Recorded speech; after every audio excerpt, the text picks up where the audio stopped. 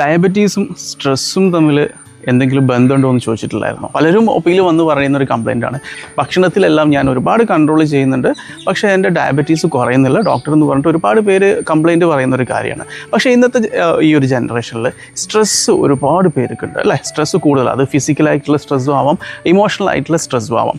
Emotional stress എന്ന് പറയുന്ന സമയത്ത് ചിന്ത, ശോകം, ഭയം, ക്രോധം, ദുഃഖം തുടങ്ങിയിട്ടുള്ള എന്തുമാവാം. സ്ട്രെസ്സ് കൂടുന്ന സമയത്ത് നമ്മുടെ ശരീരത്തിലെ കോർട്ടിസോൾ, അതായത് നമ്മുടെ കിഡ്നിയിലെ മേലെയായിട്ട് കാണുന്ന അഡ്രീനൽ എന്ന് പറഞ്ഞിട്ടുള്ളൊരു ഗ്ലാൻഡ് ഉണ്ട്. ഈ ഗ്ലാൻഡ് ഉൽപ്പാദിപ്പിക്കുന്ന ഒരു ഹോർമോണാണ് കോർട്ടിസോൾ.